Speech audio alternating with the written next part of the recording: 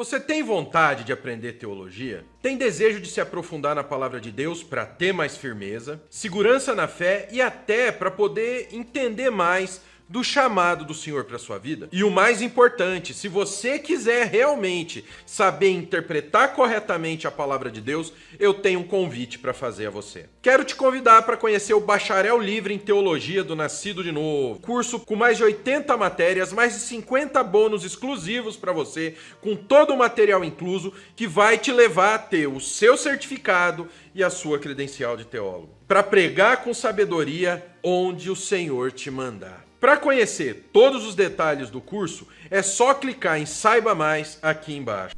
Mais recentemente, com o surgimento do movimento pentecostal, então, a divergência é com relação aos dons espirituais. Quando que mais ou menos acontece esse movimento?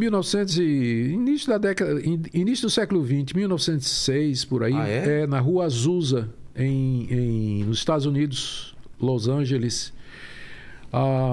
Os Estados Unidos estavam sendo sacudido por uma série de movimentos de avivamento que tinham como base a Igreja Metodista, mas também outros movimentos, outras igrejas tinham participado, mas movimento que era muito voltado para a experiência pessoal da pessoa com Deus, emocionalismo, e tinha muita coisa interessante.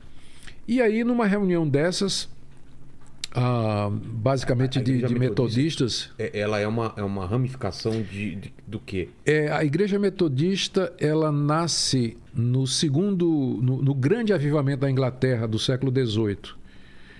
O Wesley, ele era um padre, ele era um pastor da Igreja Anglicana, que foi proibido de pregar nas igrejas porque ele começou a pregar conversão, mudança de vida. Entendi.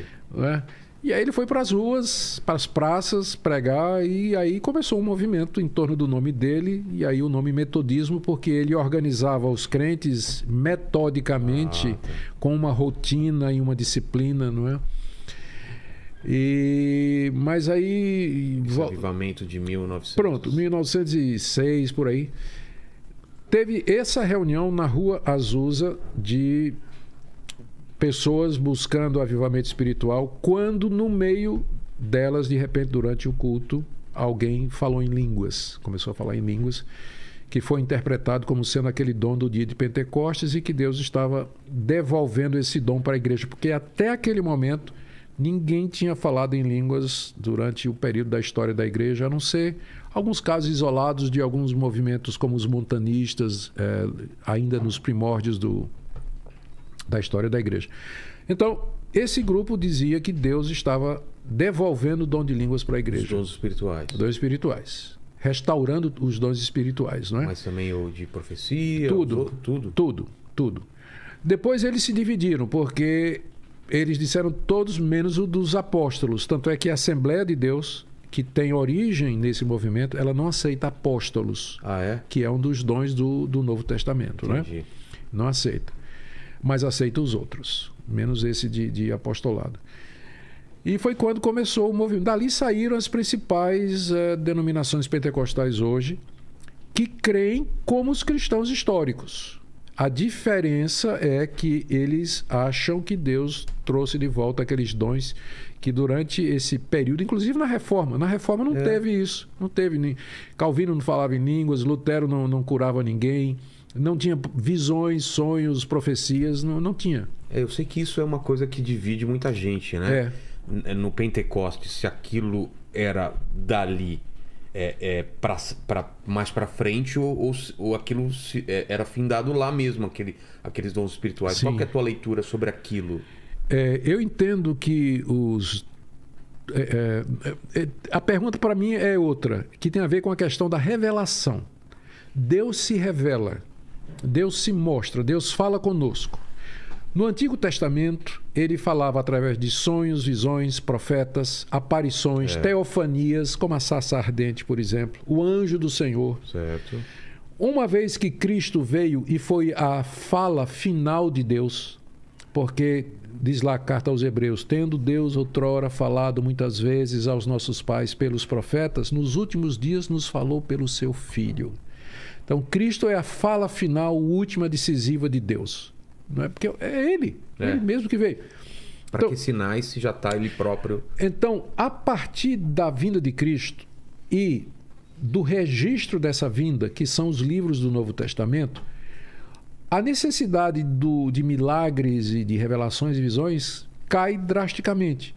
Uma vez que eu creio que o que Deus tinha para me dizer, ele já disse, e isso está escrito na Bíblia, eu não vivo na expectativa de acordar de noite tendo uma visão, um sonho, uma revelação ou um anjo vindo falar comigo. Deus pode fazer isso hoje? Pode, ele é Deus. Ele faz o que ele quiser. Mas não creio que essa é a expectativa que nós devemos ter.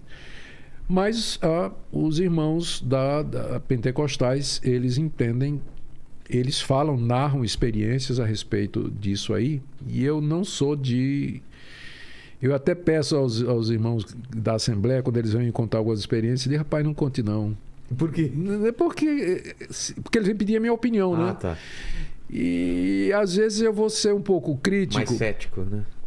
E eu vou perder o amigo, né? Então, eu prefiro... Eu tenho muitos amigos da Assembleia de Deus e de outras igrejas pentecostais. Sou convidado para pregar.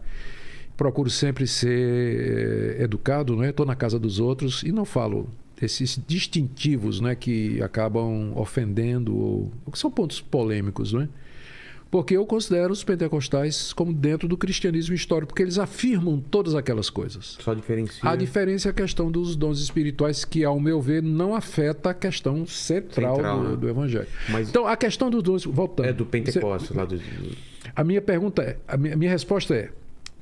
Todos os dons relacionados com revelação, para mim, eles cessaram. Porque Deus já falou. Não tem mais o que ser revelado? Não. Deus não tem nada novo para nos dizer. O que Deus queria dizer, ele já disse. O que Deus faz é me guiar na minha vida. Então, no dia a dia, pela providência dele. Por exemplo, você muito gentilmente me convidou para participar do seu programa. Eu orei muito a Deus. Eu perguntei a Deus, Deus, o que é que eu devo ir ou não devo ir? Então, casou uma oportunidade de que eu estava vindo a São Paulo para uma conferência, né? Participar, aliás, de um evento que vai acontecer amanhã, e que tinha um amigo, que inclusive está aqui nos estúdios conosco, é o nosso amigo Uriel Ferreira, que está ali. Ele vinha também. Então, e foi num horário, foi num buraco da minha agenda. Certo. Que eu estou voltando de uma viagem de Israel, Itália, tudo isso aí. Itália não, perdão, Roma, Grécia e tudo. E eu disse, pronto. As circunstâncias mostraram que era favorável isso aí. Então, Deus continua me guiando. Não é uma revelação de um futuro para a humanidade, é uma coisa muito pessoal. Isso. Então, Deus já disse o que é que vai acontecer no futuro, o que é que vai acontecer com as pessoas, de que maneira isso vai acontecer. Então, tudo que tem a ver com a história da redenção já foi revelado. Está na Bíblia. Então, não resta revelação. Então, todos os dons relacionados com revelação, como, por exemplo, os profetas e os apóstolos, cessaram com a vinda dele. Com a vinda dele. Agora, eu creio, Deus pode dar o dom de línguas, que não é revelatório. Qual é a função do dom das línguas? Biblicamente falando, é exaltar e louvar a Deus num idioma que você nunca aprendeu. E o milagre está nisso. Entendi. Tá? O milagre está nisso. De repente, mas ele é pessoal, é para mim? Ou é para ele pode ser exercido em comunidade, desde que siga a regra de 1 Coríntios capítulo 14. 2 pessoas, no máximo 3, em sequência, e tem que ter intérprete. São as 4 regras. O intérprete faz o quê? Ele interpreta aquilo que você falou. Vamos supor. Mas isso não é uma revelação também? É uma revelação não do plano de Deus ou do que é que Deus vai fazer ou deixar de fazer, mas daquilo que foi dito. É distinto. É uma tradução. Seria uma tradução. A capacidade de você traduzir. Quando eu digo que ele não é revelacional, eu quero dizer que o dom de línguas, eu estou dizendo que através das línguas, Deus não está revelando nenhuma etapa nova do plano dele. Entendi. E da mesma coisa, profecia. Profecia... hoje eu não creio que hoje exista profeta como o profeta Isaías, o profeta Daniel, como o apóstolo João, que nos deu o livro de Apocalipse lá na ilha de Pátimos. Eu não creio que haja mais isso hoje. Não tem necessidade. Não creio. Essa língua seria a língua dos anjos? É uma língua espiritual? O Não. que é? São idiomas humanos falados por alguém que não conhece. Se eu, de repente, aqui começasse a louvar a Deus em mandarim. Entendi. E aí, de repente, você entendeu. E trazia, olha, ele acabou de dizer isso aqui. Entendi. Então, alguns acham que é língua de anjos por conta de uma interpretação equivocada de 1 Coríntios capítulo 13, aquele famoso capítulo do amor, onde Paulo diz: ainda que eu falasse a língua dos anjos e dos homens, se eu não tivesse amor, nada seria. Mas ali ele está colocando na condicional. Ele está dizendo, ainda que, não quer dizer que ele fala. Está dizendo que ainda que falasse, o amor ainda seria maior. Então, quando ele diz, ainda que eu falasse a língua dos anjos, não quer dizer que é possível falar a língua dos anjos. Está dizendo que ainda que ele falasse, o amor ainda seria maior. Entendi. Então, ali não está dizendo que a gente fala a língua de anjos.